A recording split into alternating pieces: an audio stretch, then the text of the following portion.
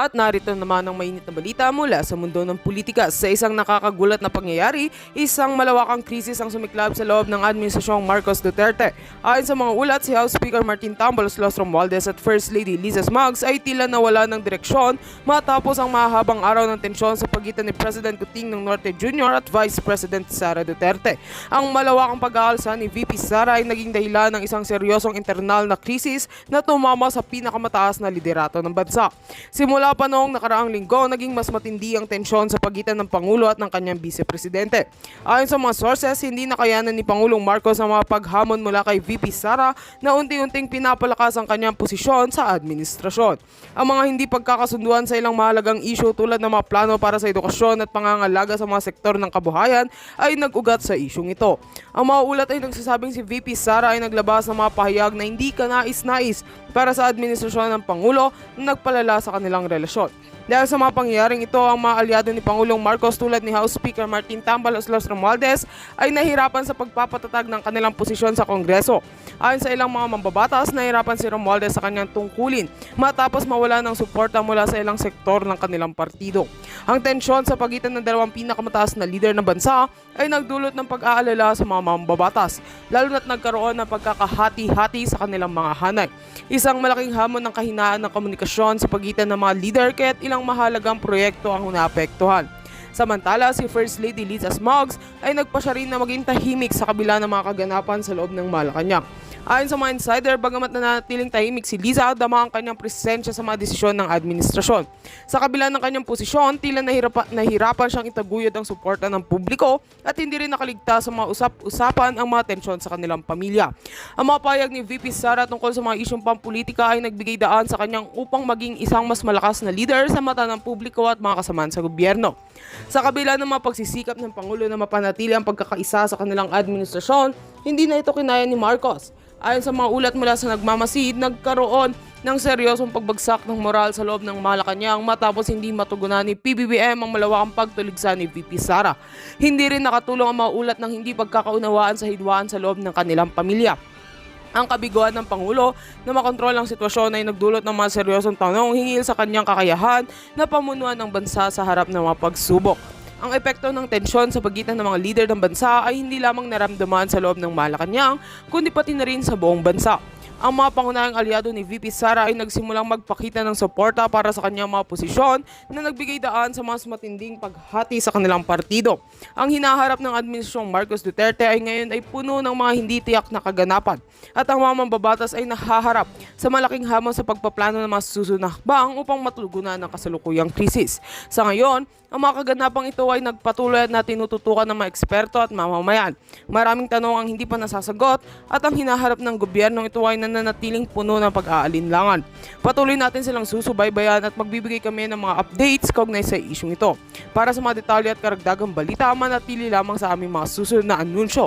At heto nga mga balitang ating pagkakatutukan at kung bago ka pa lamang sa aking channel ay huwag kakalimutang mag-like, share and subscribe para updated ka sa aming mga bagong balita dito sa Tatak Pinas.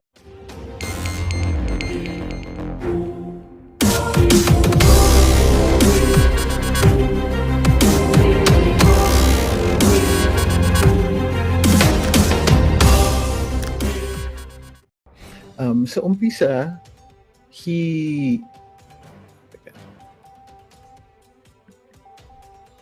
sa umpisa po, si Speaker Martin, medyo nadulas siya. Sabi siya na lang mag-explika. Pero before that, he was saying parang napapahamak yung mga dito natin Okay, dapat na siya sumipot at mag-oath at mag-officialis niya. Siya lang yata may alam kung ano nangyari sa mga pondo. Kaya dapat siya lang mag-explika. Huwag na lang niyang bigay sa mga officials ng OVP. Okay, dapat na siya sumipot at mag-oath at mag-salita at mag-explika kasi lahat ng mga officialis niya. Okay. So, ine-echo niya po yung linya ng mga kongresista. Dumating siya. Ang sinasabi nila din nila dapat dumating yung mga special dispersing officers. Kasi nobody daw knows anything. Bukod pa dyan, parang sinasabi nila is that dapat dumating si VP Inday. Kasi either dun sa Congress sinasabi na instead parang pinapahamak nila yung ni VP Inday daw yung kanyang mga tao by not showing up. Dumadating naman daw yung mga tao niya. And as a result of that ay dinitain pa nila si Attorney Sulaika Lopez. Supposedly for delaying daw or dahil daw nakiusap siya sa COA na wag mo nang i-transmit yung liquidation ng confidential funds until such a time as na-resolve na first yung mga notices of disallowance at saka second dahil mayroong pending case sa Korte Suprema. So, what Speaker Martin is doing is ine-echo niya rin yung sinasabi, parang ginagawa ng mga kongresista is iniipit nila yung mga tao ni VP Inday at kitang-kita naman except for for a few of them, yung iba talaga pag sumasagot nanginginig ang boses. So ibig sabihin takot na takot sila. Tapos parang pinapalabas ng mga kongresista is that, well, iyan yung boss nyo, kayo yung nandito ngayon. Diba? Imbis na siya yung dumadating. Now, why is this wrong? Okay? Generally naman talaga, the head of agency ay wala masyadong kinalaman dun sa mga day-to-day functions. Halimbawa, yung mga minutiae, tinatawag natin, o yung mga detalye ng mga transaksyon, walang kinalaman si VP Inday dyan. Sinabi na nga niya during one of her interviews ay yung last press conference niya is hindi naman dumadaan ang mga acknowledgement receipts sa kanya. Hindi naman siya responsible for all of this. Bakit and yet Congress nagpipilit na papuntahin siya. So, but during the time naman na pumunta siya, hindi naman siya pinayagan hindi masyado siyang kinausap. Nakaupo lang siya doon. They never even put her under oath. Well, of course, she wasn't under oath kasi nga, a resource person siya. Ang argument niya is that as a resource person, they're only asking me for information, and that information doesn't need to be of a personal nature. Ibig sabihin, hindi ko ito alam in my personal capacity. I know it as an expert kasi usually ang resource persons are there due to their expertise or experience. So kung sakasakaling through experience, then the question it could be argued that they can place her under oath but only for those specific instances. So gipit-gipit ang ginagawa nila, ipitan. So what is that? Ano yung ipitan na yan? If it weren't in Congress, then ang mangyayari niyan is grave coercion. Diba? Or coercion. At violation ito ng revised penal code. Kapag meron namang pagpipilit na ikaw ay magsinungaling, ito po ay perjury kung natupad yung pagsisinungaling. So, the only conclusion we can make out of this is whatever information comes from people who are coerced into answering is not good information. Of course, minsan meron naman dyan nasasagot dahil sa tindi ng takot, pero yung iba nagkakaroon na ng embellishments dahil sa tindi ng takot. So, no matter what information comes out of that, it still needs to be vetted. Ito sabi ni Jake, sa simpleng salita lang, nauutal pa, alam mo na may tinatanong, hindi maganda o nagsisinungaling lang. So, the other thing that we noticed, of course, Speaker Martin will reiterate what his congressmen are saying. Hindi naman pwede siyang lumihis dun sa mga yon kasi that would mean, hindi mo sinuportahan yung mga yon. But have you noticed what he looks like? Tingnan mo, medyo... Teka, haayusin natin. Tignan nyo, parang... But he doesn't look well. He looks really tired. Siya lang yata may alam kung ano nangyari sa mga pondo kaya dapat siya lang mag-explica. Huwag lang yung... Did you notice the dark circles under his eyes? Ini-notice, medyo bloated, he has really dark circles under his eyes. Hindi na yata nakakatulog si Speaker. Bakit kaya? I wonder what's keeping him up at night. Ano kaya ang wino-worry niya? Hindi, napansin nyo? He looks really awful here.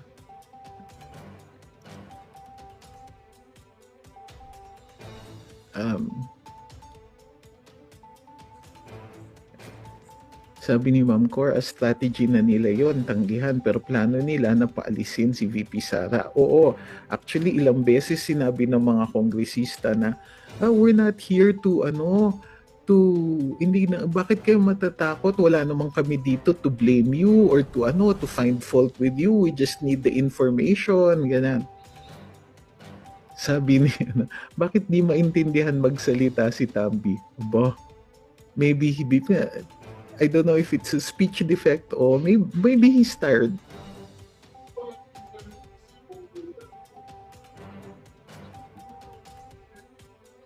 Yan. Bakit po hindi he looks tired, 'di ba?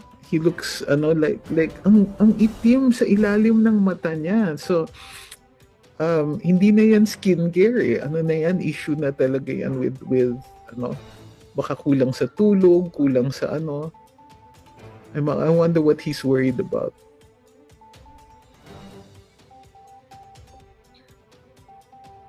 Sabi ni Maton, halatang may binabasa si Castro, mukhang binigyan ng script.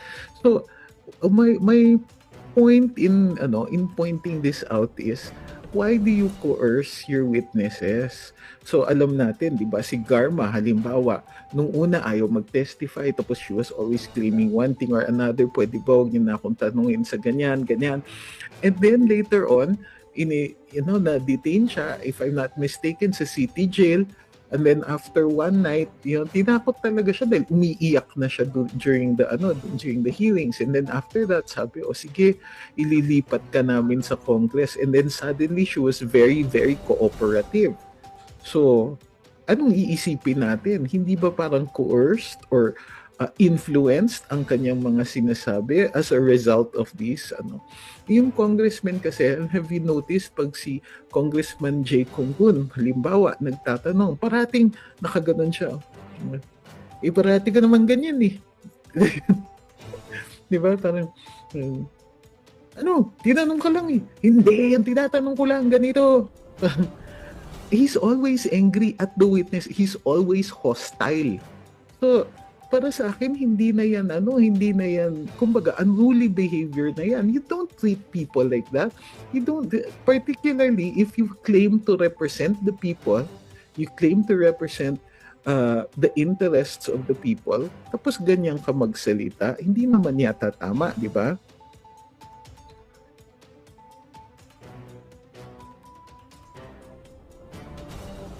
Sabi ni Awi, I really hope he looks tired of doing these things. His evil deeds are keeping him up at night. Maybe he's pressured. One of my theories, and my favorite one, is that marami talaga silang inasahan under the Biden administration. Hindi pa yan sila, they have not looked okay since lumabas yung balita na nanalo si Trump. Now, I'm not saying that there's reason for us to hope on the U.S. side. Any U.S. president will act in the U.S.'s interests. But why is the president and the House Speaker always so worried nowadays? Hindi naman nagbago. Nagre-resist pa rin naman tayo. Nagre-resist pa rin si VP Inday. Although, she has not even been vocal lately. Or it's also possible na na it was the House hearing that they feel had gotten out of hand, and now that that so many of our personnel in the uniformed services are becoming a little more outspoken, then it might also be these things that they're worried about. Okay. So, Ethel Perez says, pinipilit ni Tamba na magsalita si VP sa Confi para makasuhan kasi yan lang ang pag-asa nilang makasuhan. not for public consumption ang topic na confi at kung kumagat si VP, bingo na sila. So, ganito din yan eh. You're right. You're actually right. They're trying to get, parang Sunny Trillanes School of Investigation. Yan. Gusto mong kasuhan yung tao, pero wala kang ebidensya. Pipilitin mo yung tao na inaakusahan mo mag-provide ng ebidensya. So, if Congress is doing this and Speaker Martin is allowing his congressmen to do this, tama ba na tuloy-tuloy pa rin siya maging leader? Kasi in the end, that's what this is about, di ba? Nag-umpisa itong lahat ng gulo na to, napilitan magsalita si Presidente Duterte because, di ba? Because they tried, there was an obvious ploy to try to change the Constitution. And then nakita na nga, maliwanag na maliwanag the way they have been maltreating or mistreating VP Inday. Alam ko yan that they had been mistreating her even before. It became obvious na lang to the public later on nung meron ng mga isnaban, meron ng yung mga nagsasagot siya sa Kongreso at sa Senado tungkol sa confidential funds which in 2022 the President's office released to her office. Ngayon, ibig sabihin yan, the OP signed on dun sa kagustuhan ni VP. O sige, kailangan nyo, you need something, you need funding for this or that activities, for confidential activities, sige, bigyan kita. OP initially released it. In 2023, meron na, pinagbigyan na siya ng Kongreso, binigay na yan, and hindi pa ng 2023, I think, saan ba nanggaling yun sa 2023? Unless na-include nila, wala yan sa National Endowment Fund. But by 2024, nasa NEP na yan. So kung 2023, hindi yan binigay through the budget, it would still have been released by the Office of the President. They would have sourced funding for her. Kasi, at the time, I remember that the president would have given her anything she wanted or needed. Kasi nga, nararamdaman pa nila yung gratitude. Yun po yung maliwanag na nakikita doon sa actions ng presidente. Even for example, during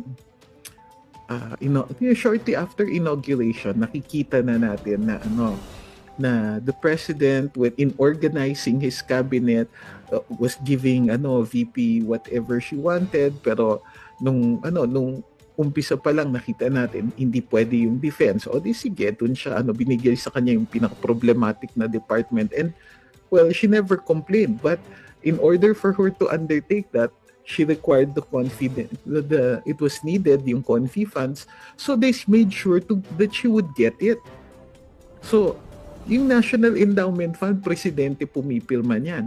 Nire-recommenda yan ng DBM. At hindi marirekomenda yan ng DBM. Even if DBM recommended that, kung hindi yan pinayagan ng presidente, hindi yan makukuha.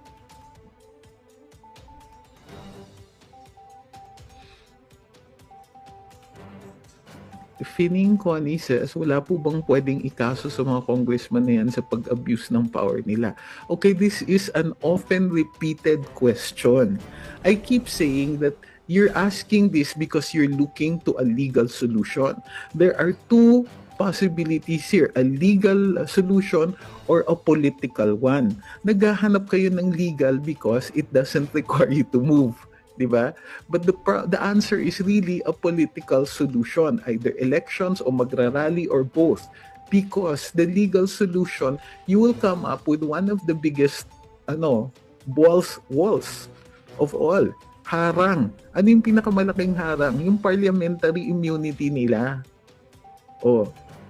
Now, may mga instances na hindi applicable yung parliamentary immunity. So, titignan nyo pa. Ano yung mga instances na meron silang mali na ginawa na hindi sila covered ng immunity.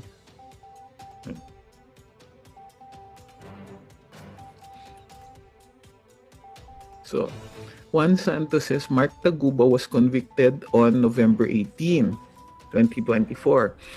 The RTC found him and his co-accused guilty of importing 600 kilograms of shabu. Baka nakalimutan na ata ito ng Congress who accused Paolo and Carpio on the drug shipment. So, Totoo naman 'yun, si Taguba yung convict. Oh, you mean kasi ginagawa siyang witness. Okay, tama, ginagawa siyang witness, convicted. Doon nga sila mahilig sa mga ganyan eh. Mahilig sila, meron silang kasamahan convicted sa RTC. Meron silang mga witnesses convicted. Si Laila de Lima, alam natin na suddenly nagbaliktaran yung kanyang mga witnesses, 'di ba? Kaya lang siya na acquit.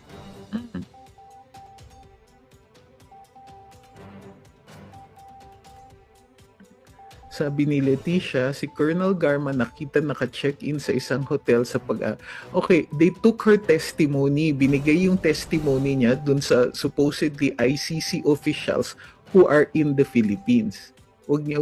We already talked about this. Okay? Yun po yung prevailing theory is that she was brought there kaya andun din si Trillanes because he is an interested party in the case. I'm surprised na wala doon si Attorney Conti. But maybe hindi lang siya nakita.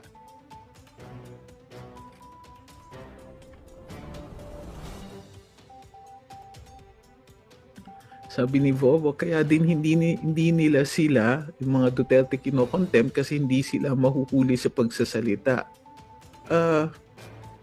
Possibly.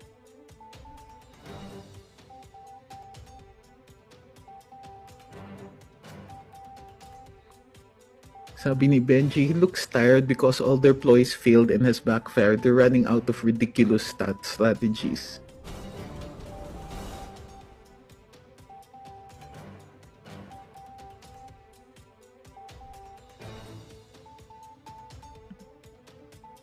Alam nyo, nasa 2023 nasa NEP at GAA na. Okay, which means na pinagbigyan siya talaga. Ganito yan ha. The reason significant na nasa NEP noong 2023 ay dahil wala yan doon sa NEP before kami umupo.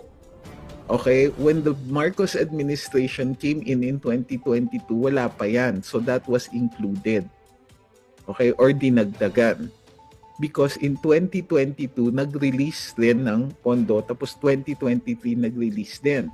We are supposed to be bound by the NEP of the previous administration. Pero nadagdagan pa rin. Hindi siya nasa NEP ba siya ng 2023 o nasa GAA siya? So there's a difference ha, kasi wala yan originally sa NEP. Ibig sabihin, Mang Presidente was on board.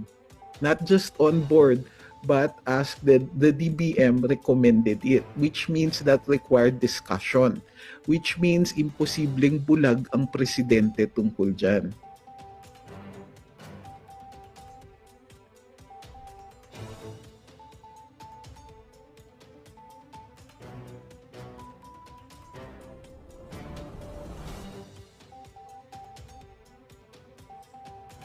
Next. If you're going to send me a link but not tell me what I am looking at, hindi ko po yan makiklik habang naka-StreamYard ako. So I don't know what link it is you're pointing to. So ganito ha, para mabilis ang kasagutan natin sa mga Q&A natin dito, kailangan po kukumpletuhin nyo yung katanungan nyo. You can provide a link, we will require a link, pero I can't click that link kasi sa StreamYard lalabas po yung inyong comment, which means I cannot